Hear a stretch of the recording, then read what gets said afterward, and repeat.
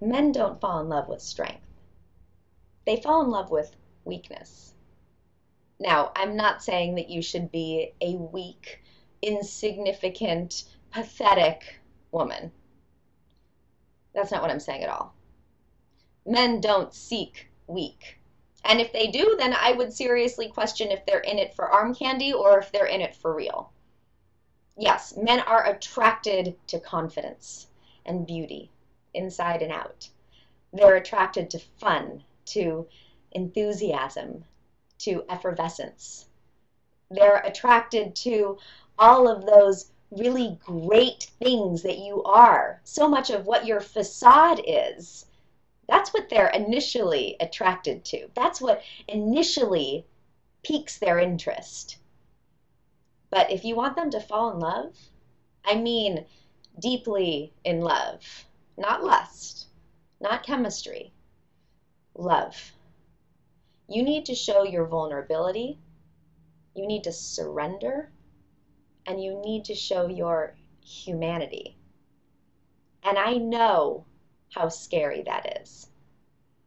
And sure, you may think that you can get a guy to fall in love with you just showing your strength and fun and effervescence and always ready for a party and a good time and support and beauty. And he might think that he's in love with you too, but it's actually shallow. The real depth of in love comes from that humanity. And you show your humanity by showing your weakness, by showing that side of you that not many people get to see. That's where friends come from too, right?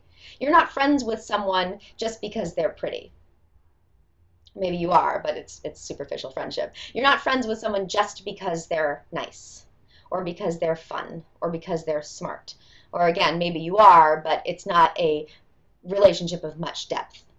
You're friends with them because of their quirks, because of their weaknesses, because of those little things that you see in them that not everyone gets to see, because they're human.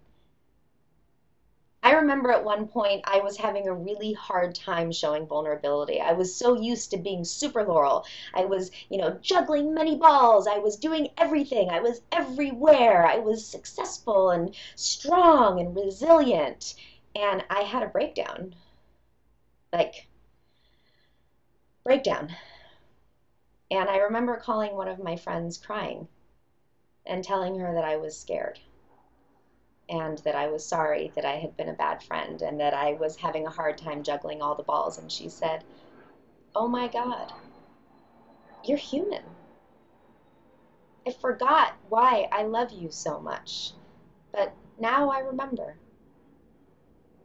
So remember that when you're dating, even at the very beginning, on the first, second, third, fourth dates, show your humanity.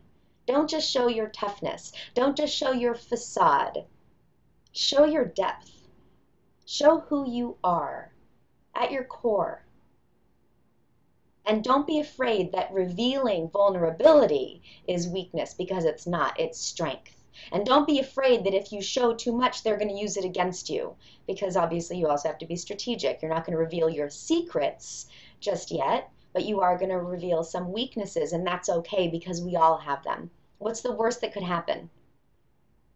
What's the worst? I mean, I've been divorced. And when I'm dating, do I tell people I've been divorced? Yeah, I do on the first date. What's the worst that could happen? Well, they know I've been divorced. Maybe it's a red flag. Maybe they don't want to date me anymore. But I'll explain to them what happened and the shame that I felt and how I made the mistakes I made and what I learned from that. So now what's the worst that can happen? If they judge me for that, okay, screw them. Maybe they're not right for me and I'm not right for them either. And if they like me, great. And if nothing happens and I reveal that I'm divorced, well, okay, I'm divorced. That's a fact. What's the worst that could happen? Be you. And that's how you're going to get a man to fall in love with the real you. Through your weakness. Through confidence in your vulnerability.